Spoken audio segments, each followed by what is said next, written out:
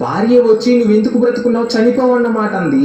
కుటుంబం అందరూ కూడా పతనావస్థకి వెళ్ళిపోయారు, చనిపోయారు. కుమారులు పోయారు, కుమార్తెలు పోయారు, సంపాదించిన సంపద పోయింది, ఆస్తి మొత్తం పోయింది. ఇక చివరిగా భార్య కూడా చచ్చిపోమని చెప్పింది. శరీరం నిండా రోగం వచ్చి కూర్చున్నాడు.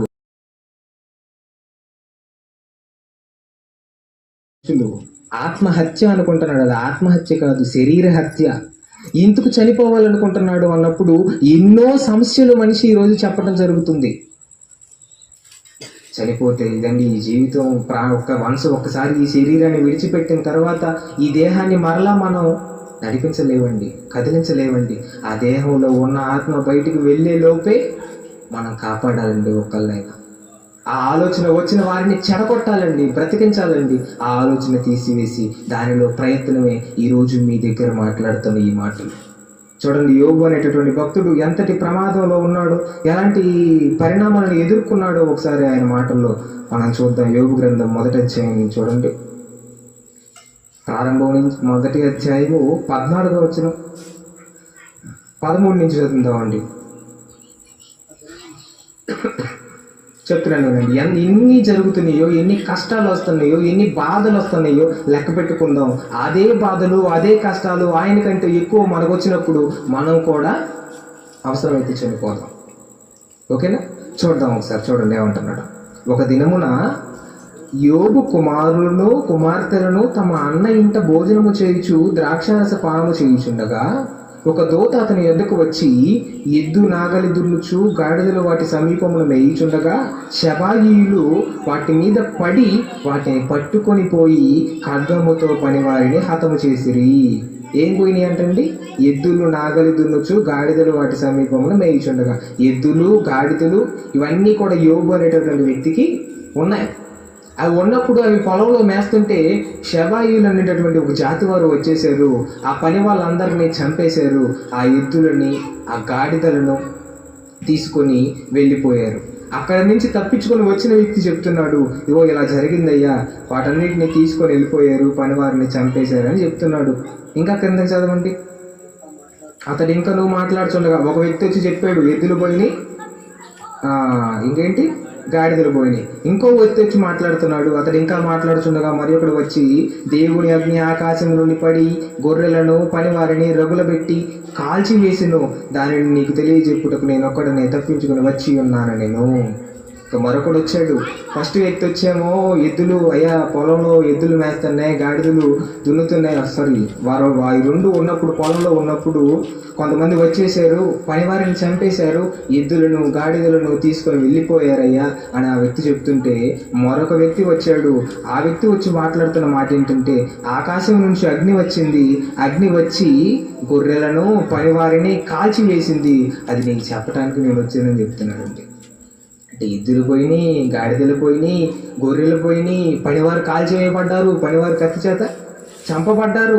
17వ వచనం మరలా ఇంకొక ఆయన వస్తున్నాడు. ఈ చెప్తుంటే అతడు ఇంకనో మాట్లాడుచుండగా మరి ఒకడు వచ్చి, కల్దీయులు 3 సమూహములుగా వచ్చి ఒంటెల మీద పడి వాటిని కొనిపోయి ఖడ్గం చేత పనివారిని చంపిరి, నీకు దాన్ని తెలియజేయుటకు నేను ఒకడనే తప్పించుకొని వచ్చి ఉన్నాను.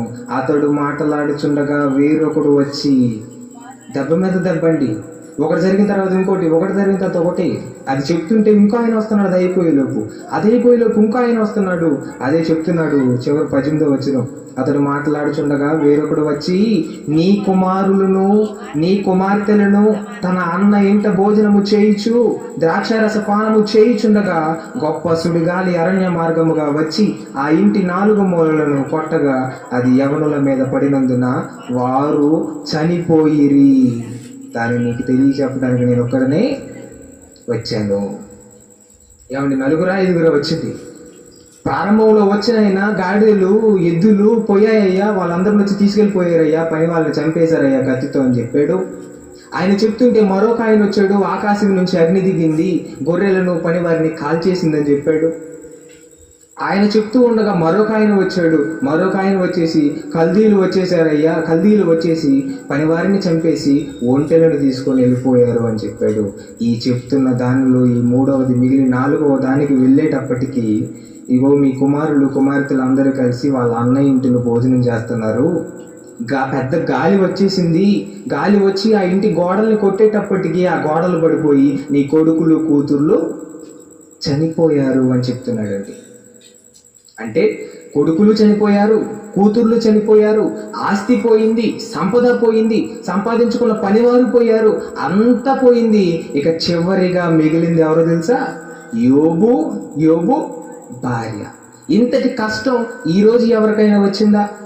మీ కళ్ళ ముందు, నా కళ్ళ ముందు కూర్చున్న మీకెవరికైనా వచ్చిందా ఇంతటి కష్టం? పనివారిని కోల్పోయారా? సంపద కోల్పోయారా? పశువులు కోల్పోయారా?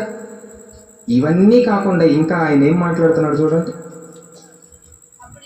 అప్పుడు యోబు లేచి తన పై వస్త్రములు చింపుకొని తల వెంట్రుకలు గొరిగించుకొని నేల మీద సాష్టాంగపడి నమస్కారం చేసి ఇట్లా నేను ఏమండి, ఏమీ లేదండి, ఏమీ అంటలేదండి. చనిపోవాలని మాత్రం అనుకోలేదు. బాధపడ్డాడు. మనిషిగా పుట్టిన తర్వాత, బంధాలు కలిసిన తర్వాత, బంధాలు వచ్చిన తర్వాత అందరూ చివరిదాకా మనతో ఉండరు కదా, వెళ్ళిపోతారు అని చెప్పి బాధపడ్డాడండి. సంపద కోల్పోయాడు, ఆస్తిని కోల్పోయాడు, కుమారులను కోల్పోయాడు, కుమార్తెలను కోల్పోయాడు. ఇక చివరికి భార్య కూడా వచ్చి ఏముందో తెలుసా అండి? శరీరానికి కూడా రోగం వచ్చేసింది. చూడండి 2వ అధ్యాయం 8వ వచనంలో, చూడండి 8వ వచనంలో ఏమైంది చూడండి. అతడు ఏమండి 7వ వచనం చూడండి. కాబట్టి అపవాది యెహోవా సన్నిధి నుండి బయలువెళ్ళి అరికాలు మొదలుకొని నడినెత్తి వరకు బాధగల కురుపులతో యోబును మొత్తెను. అతడు ఒళ్ళు గోకుకొనుటకై చిల్ల పెంక తీసుకొని బూడిదలో కూర్చుండగా అతని భార్య వచ్చి, నీవు ఇంకను యథార్థతను వదలక యుందువా? దేవుని దూషించి మరణము కమ్మను. ఏమండి, భార్య ఏమంటుందండి?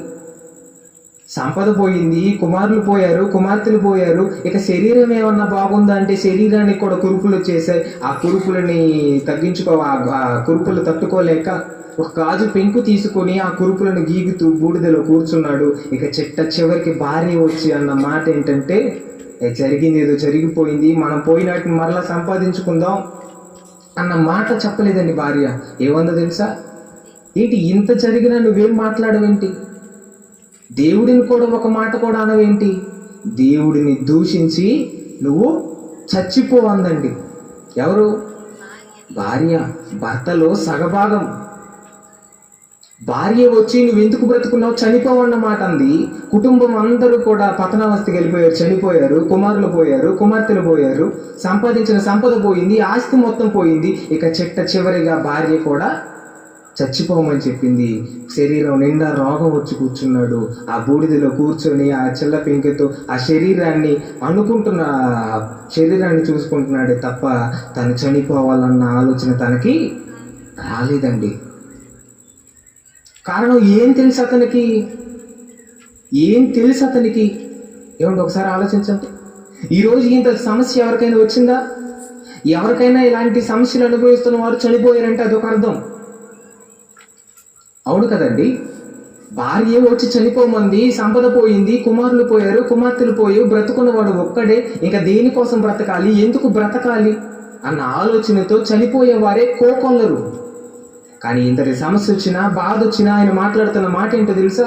చూడండి, అదే యోబు గ్రంథం 1వ అధ్యాయంలో ఆయన మాట్లాడుతున్న మాట. ఆయనకి ఏం తెలుసో, ఈరోజు సమాజంలో ఉన్న మనుషులకి ఏం తెలీదో, ఎందుకు చనిపోతున్నారో ఈ మాటను బట్టి చూద్దామండి. 1వ అధ్యాయం 21వ వచనం. నేను అన్ని పోయిన తర్వాత, అంత జరిగిపోయిన తర్వాత, సమస్తాన్ని కోల్పోయిన తర్వాత ఒంటరిగా మిగిలాడు. ఆ ఒంటరిగా మిగిలిన ఆయన నోట వస్తున్న మాట చూడండి, ఏమంటున్నాడు? నేను నా తల్లి గర్భము నుండి దిగంబరిగా వచ్చి తిని, దిగంబరిగానే తిరిగి నేను వెళ్ళెదను.